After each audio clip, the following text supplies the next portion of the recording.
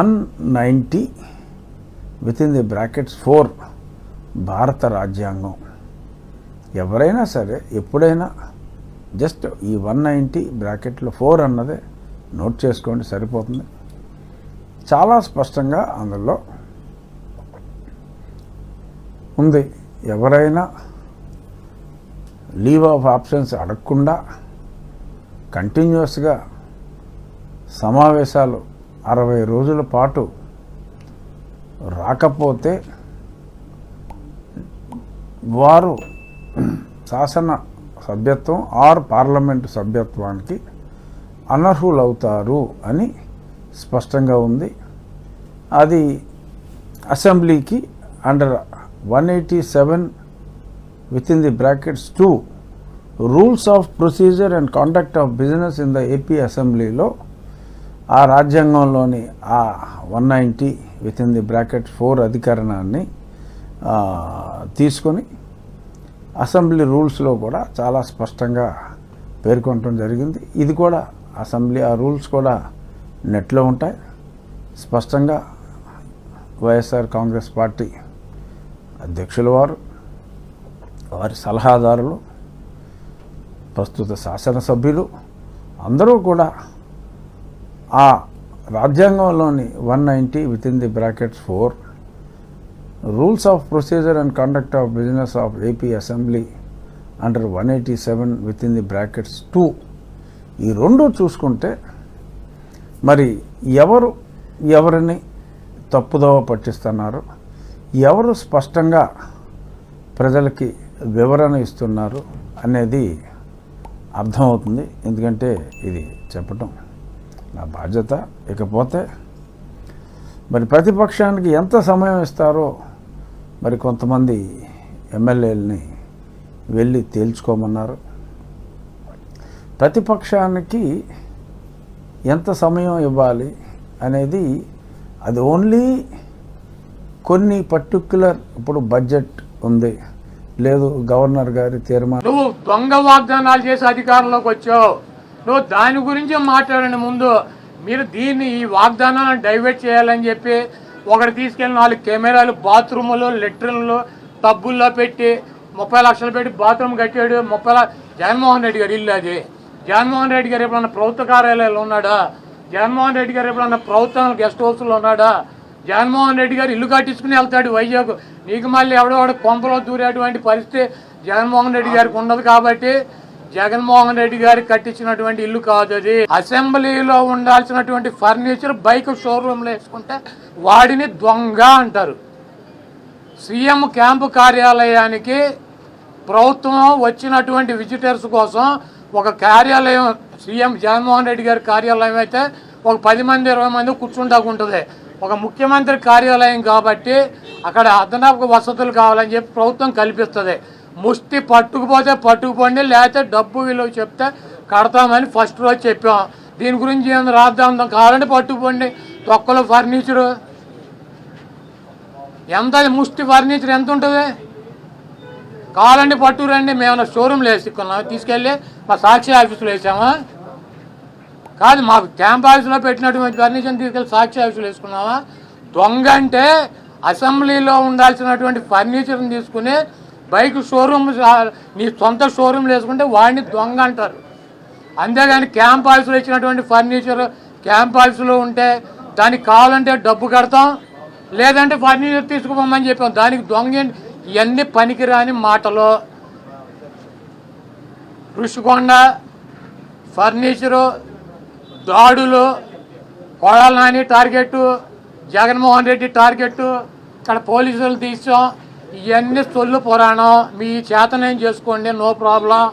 మీరు సూపర్ 6లో పెట్టినటువంటి వాగ్దానాలనే మీరు ఎప్పుడు అమలు చేస్తున్నారో చెప్పాలి. జగన్మోహన్ రెడ్డి గారు తరఫున మేము అడుగుతున్నాం, వైఎస్ఆర్ కాంగ్రెస్ పార్టీ తరఫున. చంద్రబాబు నాయుడు అమలు చేసే బాధ్యత నాదని చెప్పి పవన్ కళ్యాణ్ గారు కూడా చెప్పాడు. కాబట్టి ఇవన్నీ సొల్లు పురాణాలు వద్దు, మీరు చేతనేం చేసుకోండి, నో ప్రాబ్లం. గారిని వ్యక్తిత్వహననం చేసేటటువంటి కార్యక్రమం. జగన్మోహన్ రెడ్డి గారు భూతం అంటండి. ఆయన చెబుతున్నాడు, ఆ భూతాన్ని మేము రానియం అనేటువంటి మాట. సింగపూర్ వెళ్ళాడంట, దావోస్ వెళ్ళాడంట, ఆయన చెప్తున్నాడు, నేను చెప్పిన మాటలు కాదు. దావోస్ వెళ్తే పెట్టుబడి రాలా. ఎందుకు రాలేదంటే మళ్ళా భూతం వస్తుందేమో అని అంటున్నారంట అక్కడ. ఈయన పెట్టింది భూతం అని పేరు. భూతం మళ్ళీ వస్తుందేమో, జగన్మోహన్ రెడ్డి గారు మళ్ళా వస్తాడేమో అని అంటున్నారంట అక్కడ. సింగపూర్ వెళ్ళాయంట, వాళ్ళు కూడా అంతేనంట. మళ్ళీ జగన్మోహన్ రెడ్డి గారు భూతం వస్తాడేమో మేము రావంటున్నారంట. వాళ్ళకి అర్థమైపోయింది జగన్మోహన్ రెడ్డి గారు మళ్ళా తిరిగి ఎన్నికలు పెడితే ఈ రాష్ట్రంలో చంద్రబాబు నాయుడు చిత్తుగా ఓడించి వైఎస్ఆర్ కాంగ్రెస్ పార్టీ అధికారంలోకి వస్తుంది, చంద్రబాబు చెప్పినట్టు వింటే మనం దెబ్బతింటాము అనేటువంటి భావన సింగపూర్లో ఉన్నటువంటి ఇన్వెస్టర్స్కి, దావోస్లో ఉన్నటువంటి ఇన్వెస్టర్స్కి అర్థమైపోయి చంద్రబాబు నాయుడు గారు చెప్పారనేది తేట తెల్లమైనటువంటి అంశం కాదా చెప్పని అడుగుతా ఉన్నా. అది చూసే కదా నీ భయం ఇవాళ. అదేమంటే దీనికి భూతం అని పేరు పెట్టాడు జగన్మోహన్ రెడ్డి గారికి, నెగిటివ్ స్టోరీ అలవడం కోసం.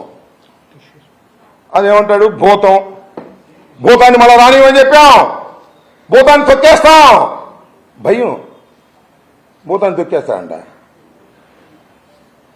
భూత వైద్యుని సంప్రదిస్తే పోయేది. రాజమండ్రిలో ఉన్నాడు కదా భూత వైద్యుడు ఒక ఆయన, ఎవరు భూత వైద్య రంగారావు సుబ్బారావు. ఎందుకు ఈ భయపడతావు?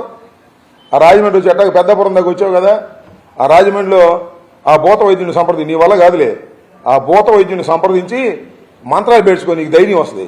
భయపడి చచ్చిపోతున్నాడు. మళ్ళా తిరిగి జగన్మోహన్ రెడ్డి గారు అధికారంలోకి వస్తాడేమో అనేటువంటి భయంతో కంగారు పడిపోతున్నాడు. ఇవాళ అదే కనిపించింది మొత్తం టోటల్గా అనే విషయాన్ని మీకు మీ ద్వారా ప్రజలకు చెప్పాలనే ఉద్దేశంతోనే ఈరోజు ఈ సమావేశాన్ని ఏర్పాటు చేయడం జరిగిందని ఈ సందర్భంగా నేను చెప్పదలుచుకున్నాను. హుందాతనం మీకు లేదు.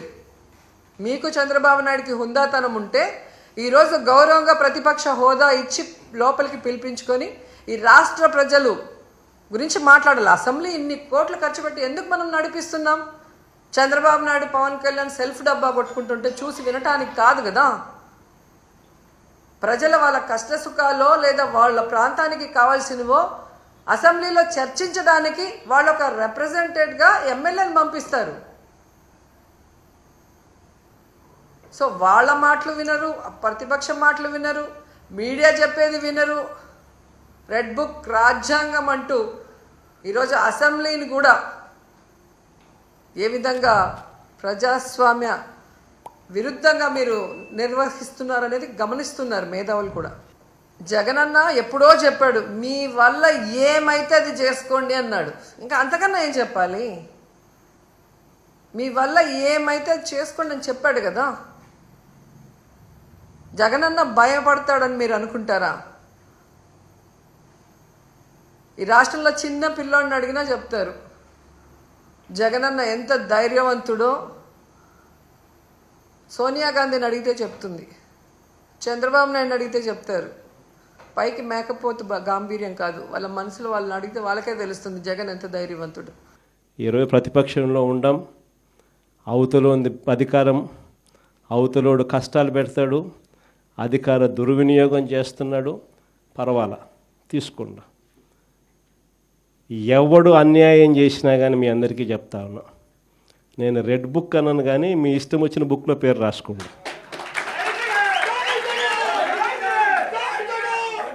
మీరు ఏ పుస్తకంలో పేరు రాసుకున్నా పర్వాలా.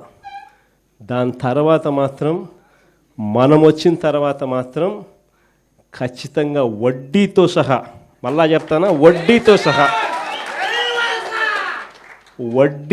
రిటర్న్ గిఫ్ట్లు ఇస్తామని మాత్రం ఖచ్చితంగా చెప్తాను.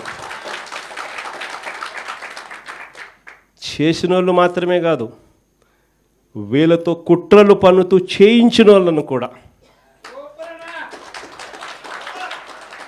చేసిన వాళ్ళు మాత్రమే కాదు, వీళ్ళతో కుట్రలు పన్నుతూ చేయించిన వాళ్ళను కూడా, సప్త సముద్రాల అవతలున్నా కూడా, రిటైర్డ్ అయిపోయి వెళ్ళిపోయినా కూడా అందరినీ తీసుకొని వచ్చి చట్టం ముందర నిలబెడతాం.